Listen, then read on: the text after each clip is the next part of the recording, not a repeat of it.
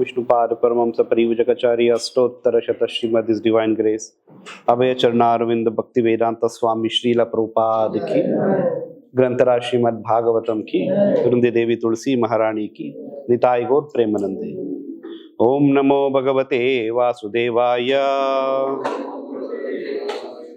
Om Namo Bhagavate Vasudevaya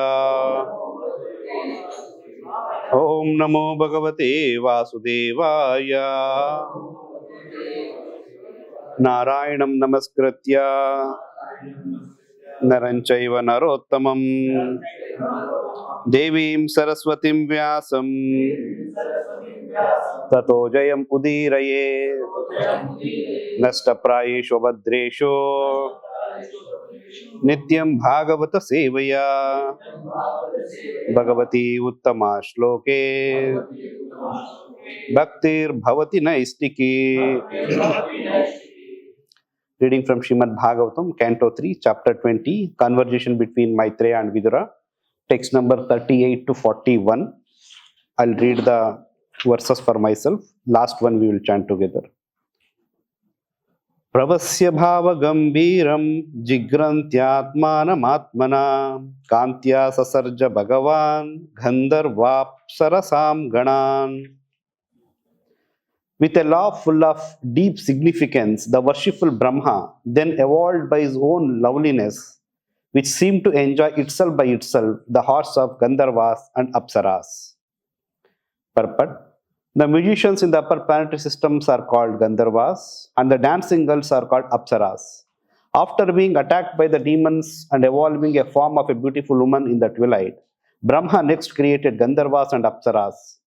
Music and dancing employed in the sense gratification are to be accepted as demoniac, but the same music and dancing, when employed in glorifying the Supreme Lord as kīrtana, is transcendental and brings about a life completely fit for spiritual enjoyment. 39.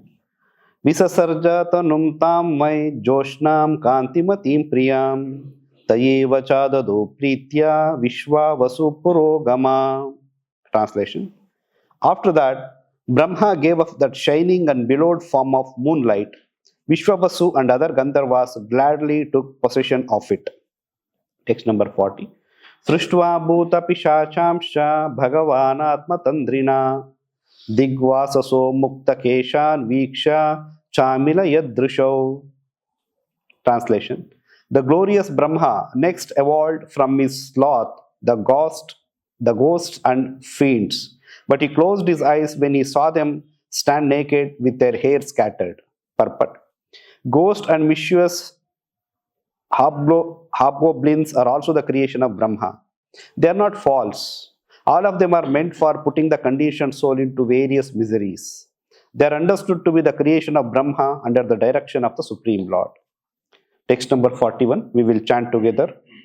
Jagruho ta Visrishtam tam Jagruhostad Visrishtam tam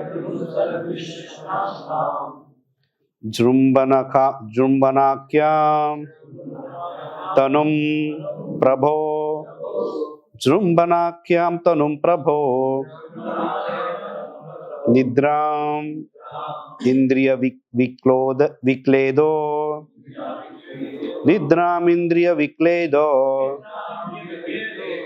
Yaya Bhuteshu Drishyate Yaya Bhuteshu Drishyate Yeno Chishta Darshayanti Yeno Chistan Darshayanti Tam Unmadam Prachakshate Tam Unmadam Prachakshate Jagruhastad Vishrashtam Tam Jrumbanakyam Tanum Prabho Nidram Indriya Vikledo Yaya Bhuteshu Drishyate Eno Chistan Darshayanti Tam Unmadam Prachakshate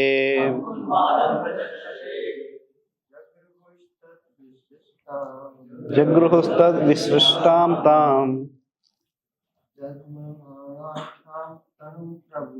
Brahmanakyam tanum prabhu.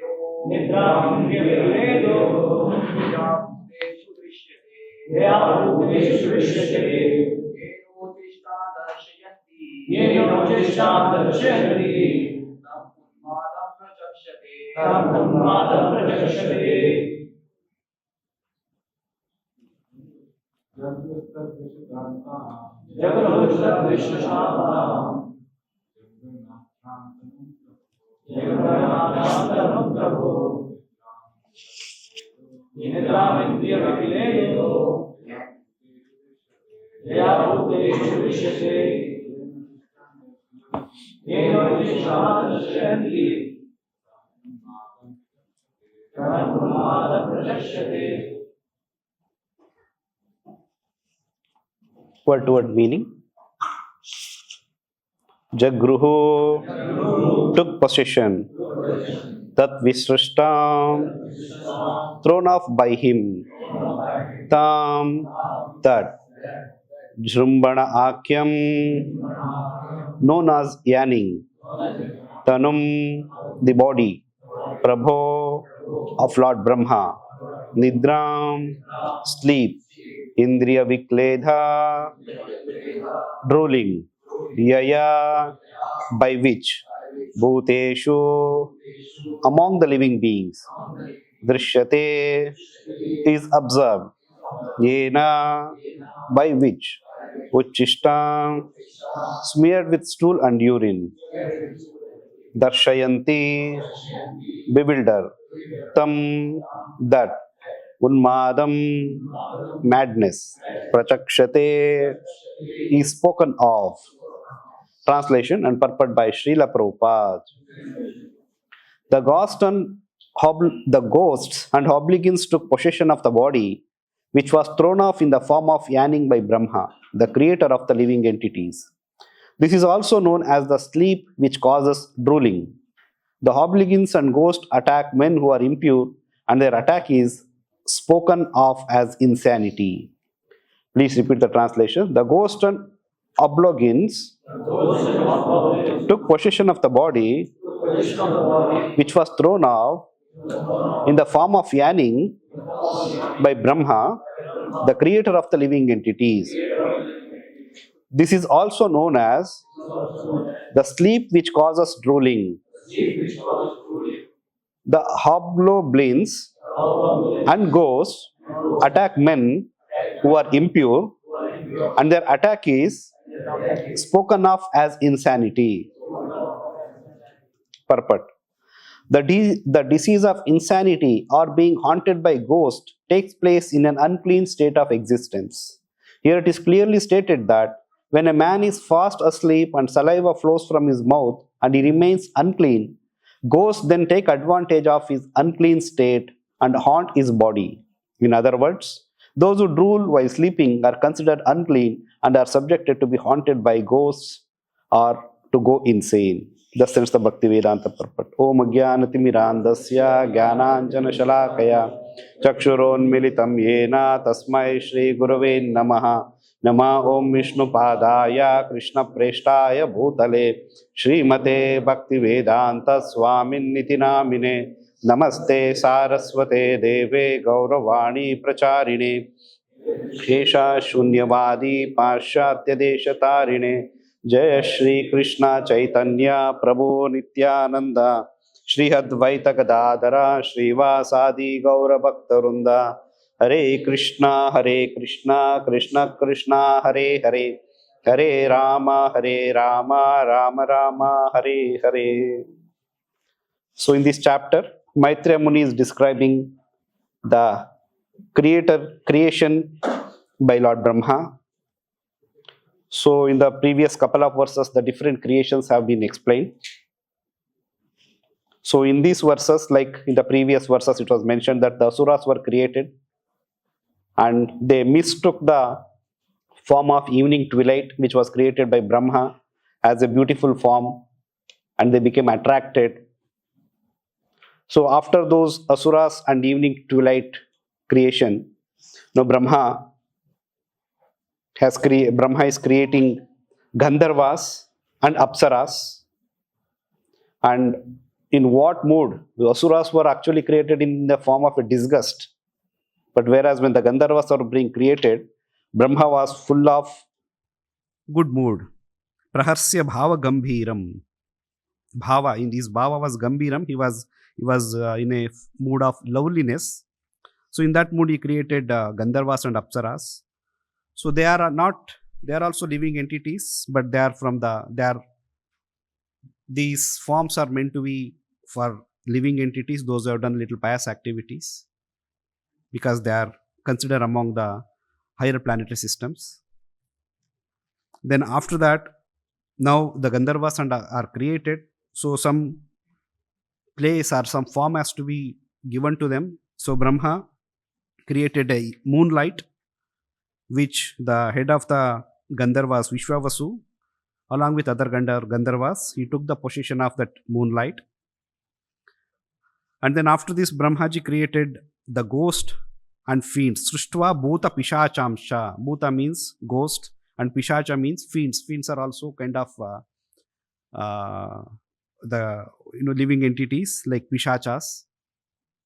And Brahma created them, and he had to close himself because they were standing naked with their heads scattered. And then some place has to be given to them. So then Brahma just created a body which was thrown off from his yanning. Ubhasi lena. Yanning means ubhasi lena. So from his yanning, the body which was created, which the pishachas and this ghost, they took the possession. So in this way, Brahma is continuing to create. So in the verse where Gandharvas and Apsaras were created, Gandharvas basically they are also residents of heavenly planets, denizens, and their primary duty is to play music and singing, and Apsaras are meant for dancing. So here Prabhupada mentions that music means generally all kinds of people like music, whether devotees or non-devotees or demoniac, everyone likes music and dance. But there is a difference between the music and dance performed by devotees and performed by non-devotees. So when it is performed by devotees, which is exclusively meant for satisfying the Supreme Lord alone, not even any other demigods, that is called as kīrtana. And if it is performed otherwise, it is known as demoniac. So once there was Prabhupada was having a conversation with an Indian gentleman, and then there in the middle of the conversation something comes seva. So then immediately that gentleman, Prabhupada corrects him that when he was talking about seva, Prabhupada tells seva means it is always meant for the Supreme Lord. Then he also, yes Swamiji, what you are saying is correct. Seva का मतलब सिर्फ भगवान को किया जाने वाले काम को सेवा बोलते हैं. If it is done for anyone else, like people say no, Daridra Narayan seva or any other seva, it's not called as actually seva. It is called as compassion, karuna. So similarly, the kirtan or the dance performance, it is performed for the pleasure of the Lord, for pleasing the Lord, for glorifying the Lord, then only it is called as kirtana. Otherwise, it is just a show of sense gratification. Everyone likes music, right? Everyone likes dancing. Any human also, when he comes to the temple, when kirtan is going on, devotees are dancing. So naturally, people also feel like dancing. But as devotees, we should understand the dancing is not meant for our pleasure. Dancing is actually meant for the Lord's pleasure. Even when we are singing, the performance has to be, the devotee has to keep in his mind, it is for the pleasure of the Lord. Sometimes what happens, when singing service comes to a devotee, they will tell, आज मेरा mood नहीं है प्रभु, आज थोड़ा अच्छा नहीं लग रहा है तो आज कीर्तन नहीं कर पाऊंगा. Actually, we should understand, and sometimes devotees, some devotees also ask, प्रभु आज थोड़ा मूड अच्छा नहीं है तो मैं थोड़ा कीर्तन कर लेता हूँ, थोड़ा शायद मूड अच्छा हो जाए. No doubt, these are all transcendental activities, but the mood with which a devotee has to sing is, it is for the pleasure of the Lord, not for my pleasure. Whether I'm in a good mood or not, if the service comes, because the service is coming for the pleasure of the Lord, we should be ready to do that service. Sometimes when crowd is there, or when festival is there, that time only I'll sing. Otherwise, I'll not sing. This shows that still we are in material consciousness. Still we have not raised up to the devotee standards. So the kirtan is exclusively for the pleasure of the Lord. And pleasure of Lord means not general. It is for Vishnu. It is for Krishna. Not even demigods. It's not even demigods. So these Gandharvas, they are meant to please the Supreme Lord through their musical performance. So in Srimad Bhagavatam 7th canto, Narada Muni is having conversation with Yudhishthir Maharaj. So in that conversation, Narada Muni appreciates Yudhishthir Maharaj and his brothers, the Pandavas, that you are all blessed, you are all protected by the Supreme Personality of Godhead. That's why you are all great souls, you are all very fortunate souls. So in that conversation, Narada Muni recalls his own previous birth. In his previous birth, Narada Muni was, who was Narada Muni? Son of maid servant. Before that, he was a Gandharva in the heavenly planets. So then he is recalling that, I was a Gandharva in the heavenly planets. He mentions that, long ago in another Mahakalpa, millennium of Brahmā, I existed as Gandharva, and his name was Upabarhana. Gandharva named Upabarhana. So then once he and his party were invited to the heavenly planets to perform Sankirtan, to perform Kirtan. So since they were invited by the denizens of heavenly planets, generally the rule is that Kirtan has to be, is meant for glorification of the Lord alone. But Upabarhana takes he thinks that, since they have invited, let me just please my horse also, the denizens of heavenly planet. So he starts singing in glorification of those demigods. Immediately, the other saintly persons, those who had assembled there, they takes note of this and they curse him that, you are not fit to be a Gandharva, because Gandharva means their duty is to sing for the pleasure of the Lord. So you are not fit to be a Gandharva, better you go and take birth as a Shudra in the material world. Of course, they are also in material world only, but in the lower planetary systems. They were in the higher planetary system, so they curse him to become a Shudra in the lower planetary system. That's how Narada Muni becomes a son of a maidservant. So then further, Narada Muni, he says that, there was Sankirtan, so because of that, this thing happened. Then further Narada Muni, after a couple of verses, Narada Muni mentions to Yudhishthir Maharaj that, so even though I was cursed to become a maidservant, but the Lord was so merciful that, he gave me an opportunity to be in the association of the Vaishnavas. So because of that association, I happened to purify my existence and I became Narada Muni, who is standing in front of you. Then, while glorifying the Nama Sankirtan, Narada Muni mentions, Ahamcha Gayam, while glorification, Ahamcha Gayam Stad Vidvan, Stribi Parivishto Gataha, Gnatva Vishwa Sudastan me, Helanam Sepur Ojasa, Yehi Tvam Shudratam Ashu, Nashta Shri Krita Helana. Narada Muni continued, being invited to the festival, I joined and surrounded by women. I began musically singing the glories of the demigods. There are two offenses Narada Muni commits, as Prabhupada mentions in this purport. One was that he was joined and surrounded by women. He was singing lustfully because he was surrounded by women, other Apsarās, other female Gandharvas. So Sankirtana, whenever a devotee or whoever performs, it should not be in the mood of sense gratification. It should be in the mood of pleasing the Supreme Lord. Naturally, when the mood comes as a pleasing the Supreme Lord, there is no question of sense gratification. It is a Vishnu gratification. It is Krishna gratification. So that's the reason why Prabhupada strictly wants devotees not to hear any Sankirtan or any musical performance which a karmi performs. Even though it may be a bhajan sandhya, even though it may be a musical concert related to bhajans only, but still we should avoid it because the mood with which he is singing, it's not to please the Lord. He wants to please the audience. He wants to please them. So the first offense was that he was surrounded by women, and in that sense gratificatory mood he was singing. Second was that he started glorifying the demigods, because he thought that the moment his consciousness was contaminated, he forgot the primary principle of Sankirtan, glorification of the Supreme Lord.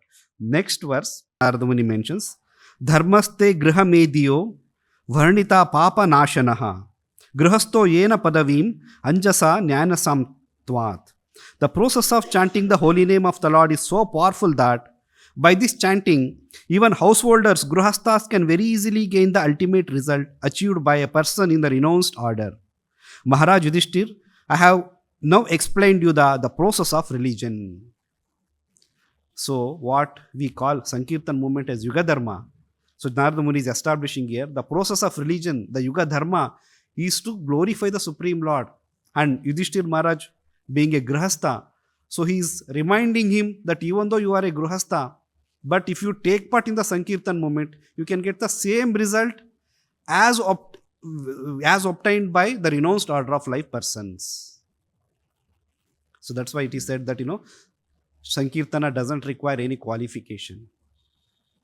One may be a sannyasi, one may be a brahmachari, one may be in any social order, any spiritual order, doesn't matter. But if he takes to Sankirtana movement, he will be purified. That's the process, that's the greatness of Sankirtan movement. So, but one qualifications, the requirements of Sankirtan is that it should be only meant for glorifying the Supreme Lord. And second thing, one should always remember that, when we are singing, we should remember it is for the Supreme Lord, not for my pleasure or anyone's pleasure. That's why Prabhupada wants that Sankirtan cannot be any background activity. Sankirtan or singing should not be in the marriages sometimes, some orchestra will be going on. People are busy in the marriages, in the reception, but whereas orchestra is going on. Sankirtana performance cannot be like that. Sankirtan means the devotees are performing and all the audience, they should be attentive to the Sankirtan. Attentive means they should be singing, they should be hearing. So that's the point. Prabhupada here mentions that the music and dancing employed in sense gratification are to be accepted as demoniac. But the same music and dancing when employed in the glorifying the Supreme Lord is kīrtana, is transcendental and brings about a life completely fit for spiritual enjoyment. So in the further verses where Brahmaji is creating ghosts, different kinds of other living entities. And in one of the verse, here it is mentioned that, the ghosts and hobgoblins took possession of the body, which was thrown off in the form of yawning by Brahmā, the creator of the living entities. So this is also known as sleep, which causes drooling. Drooling means saliva dropping from the mouth. Generally when a person is asleep or he is sleeping unconscious, in that condition these things happens. So this is generally considered as an impure state of consciousness, impure state of mind. So in that state of mind, these ghosts and obligans, they attack that person. They take possession of the person's consciousness. So the obligans and ghosts attack men who are impure, and their attack is spoken of as insanity. That's the reason in spiritual life, in the Vedic life, cleanliness is given an utmost priority. Brahmanas, they may not have proper clothes to wear. It may be torn, it would have become old and dilapidated, but they don't fail to wash that every day. Whatever the condition may be, whatever the weather condition, whether it may be hot or cold or even freezing cold where snow is falling, but still they don't fail to take bath. So because cleanliness is next to godliness, this is what Prabhupada has taught us from the beginning of our Krishna consciousness. So cleanliness is very, very important. If you don't maintain cleanliness, what will happen? This ghost will attack. Ghost and obligans. Obligans means some kind of living entities, those who are like, spirits. They are also one kind of spirits, like pisachas, bhutas. So they are also one kind of spirits.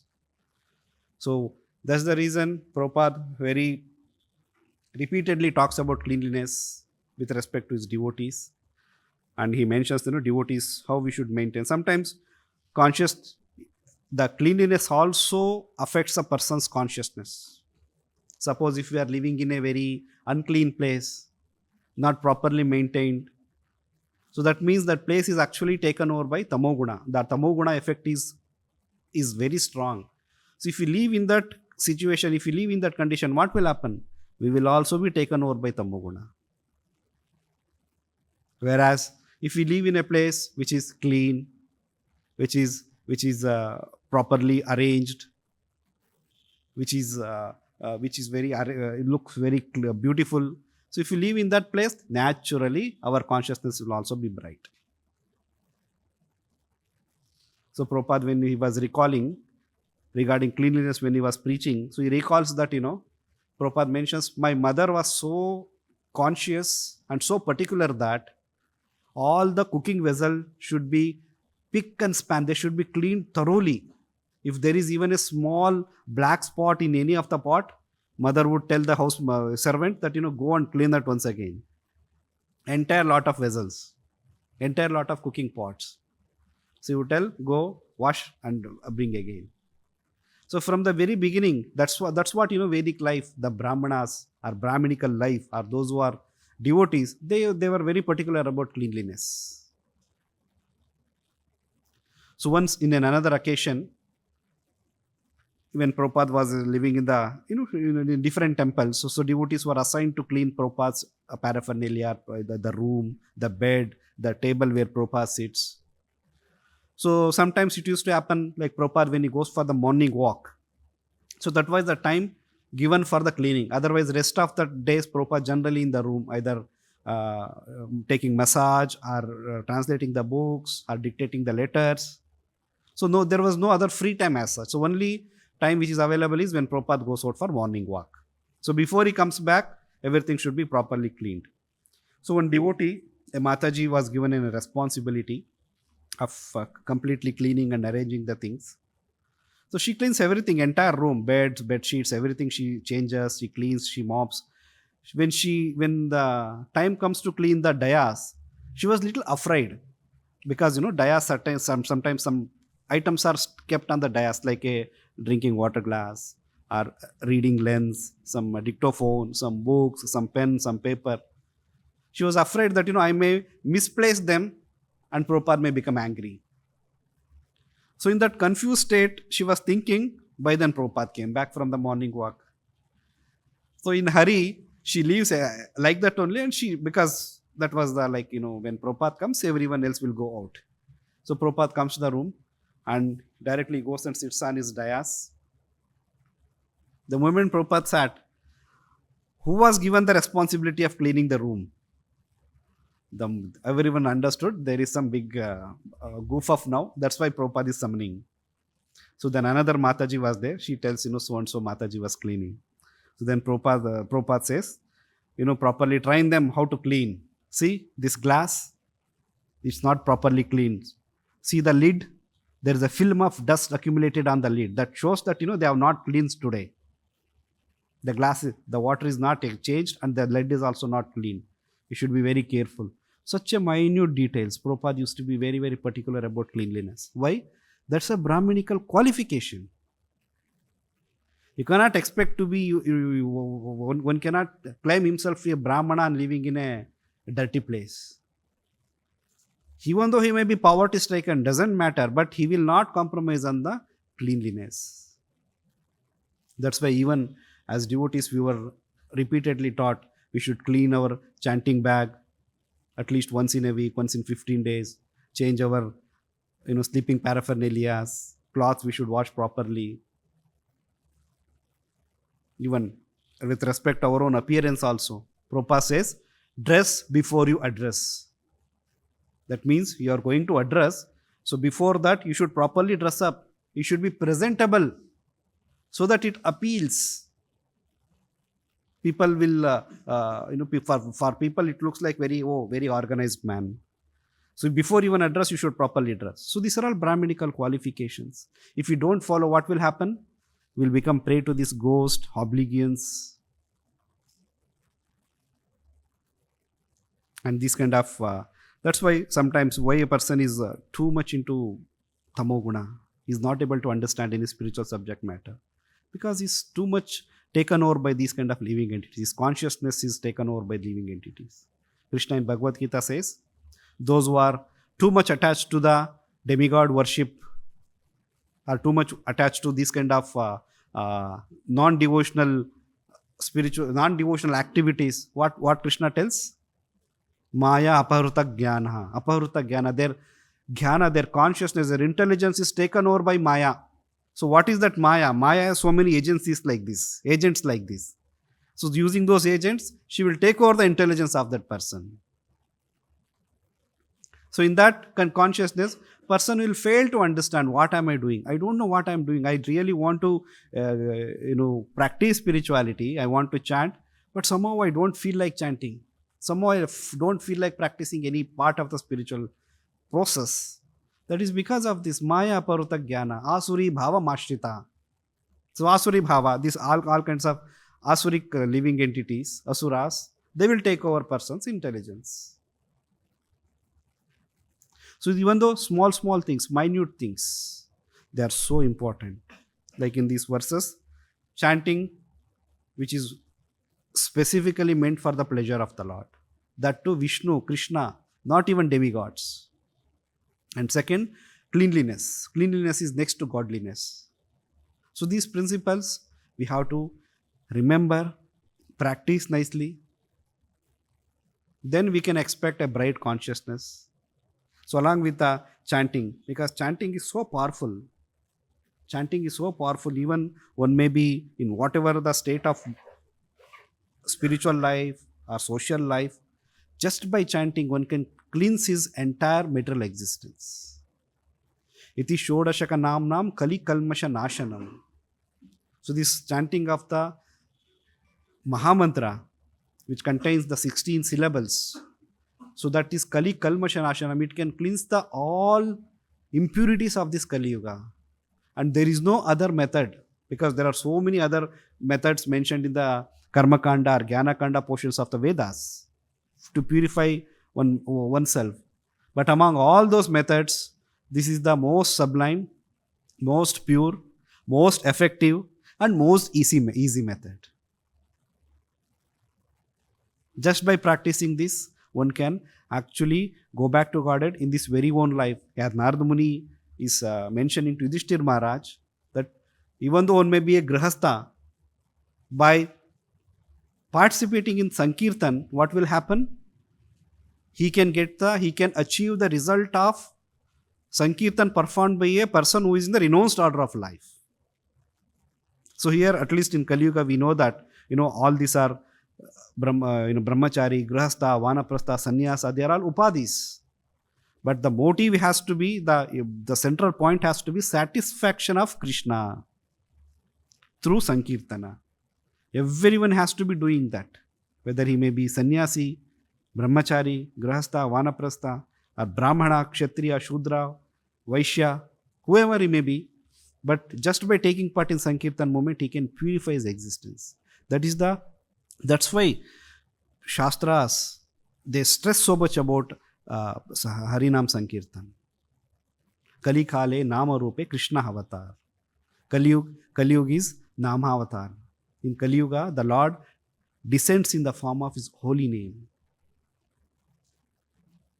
And we are all fortunate because we don't know whether we have done those strict penances, austerities. Have we gone through all the processes as mentioned in the Vedas? Then only one can come to the platform of Bhakti Yoga.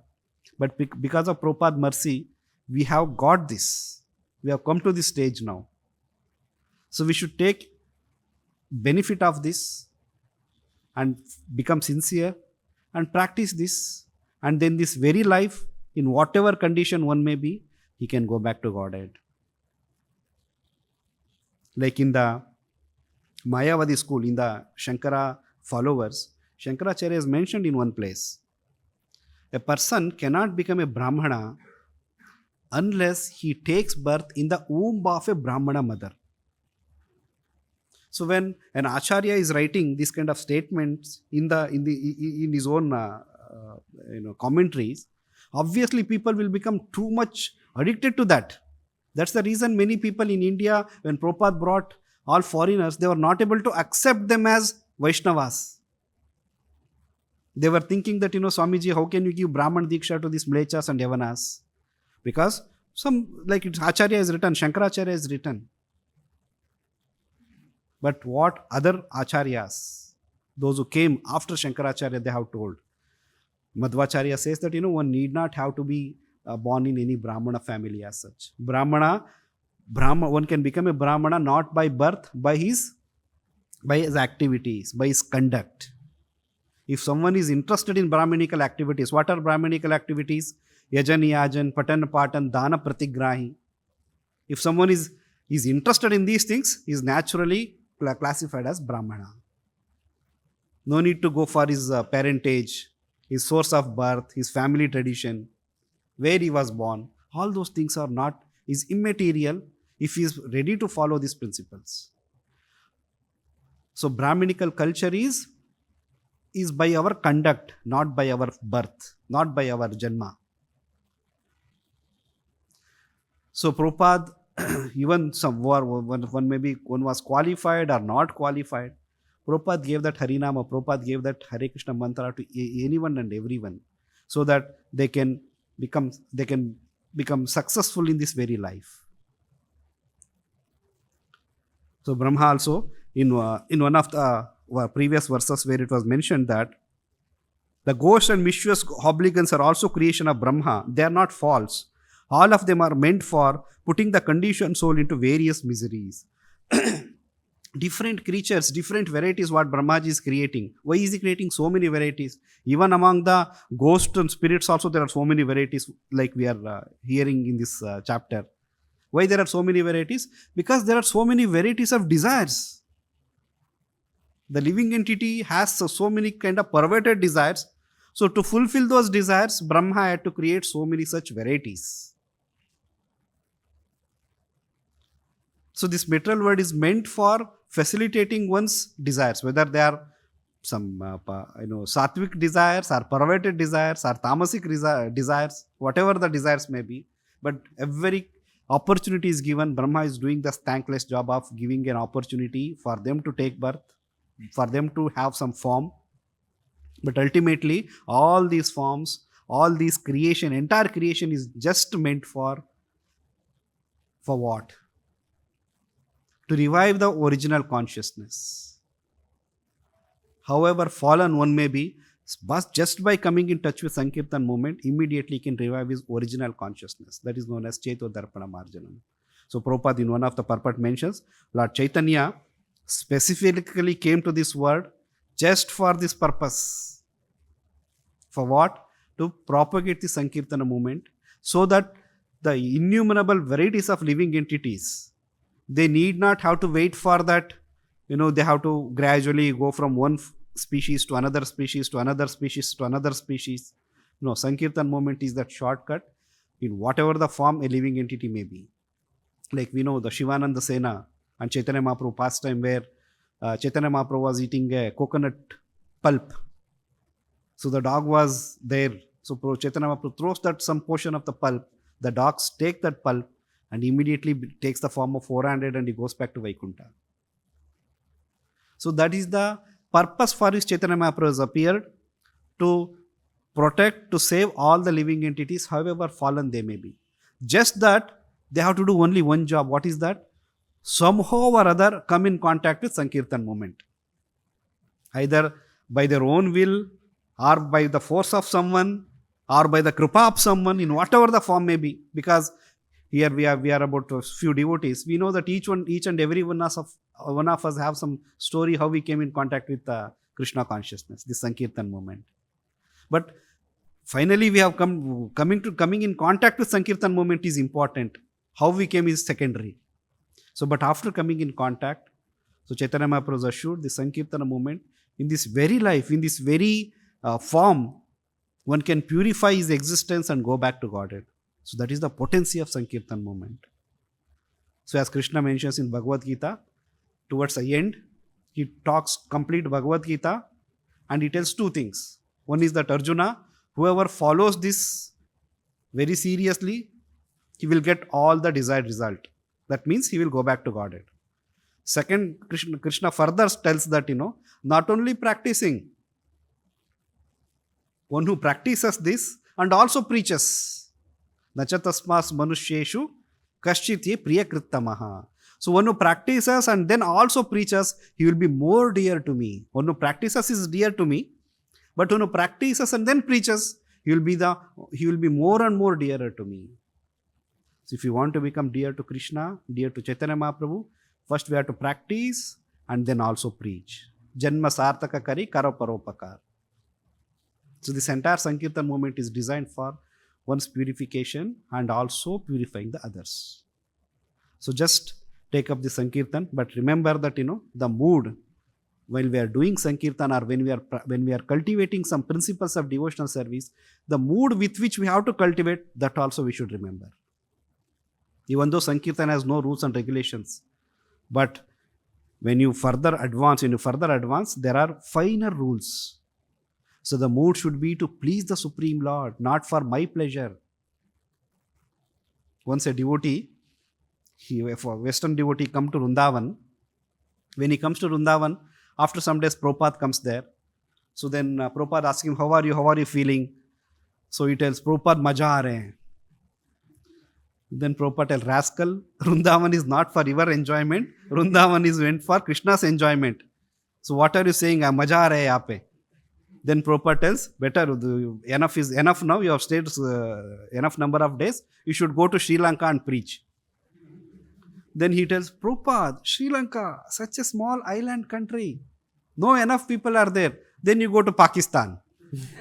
He tells, no, Prabhupada, Sri Lanka is enough, I'll go to Sri Lanka then. So, Prabhupada, the point Prabhupada was stressing there, when we say, maja aa raha hai, Vrindavan mein baith ke hame bahut anand aa raha hai, chanting kar rahe hai. So that's not the mood. The mood is that, Krishna should be pleased by our activities, not that I am getting pleased. So when we are performing Sankirtan, whether it is chanting, whether it is singing, or whether it is dancing, we should remember that it is for Krishna. In a royal assembly, different performers come and they perform. Someone is singing, someone is dancing, someone is doing some magic. All those activities for what? For pleasing the king who is sitting on the throne. Even the dancing also, it's for the king's pleasure. So when he becomes pleased, he will give some gift to those dancers. Similarly, when we dance, when we chant, when we sing, or anything we do, we should remember that it is for the pleasure of Krishna. It's for the pleasure of the deities, not for my pleasure.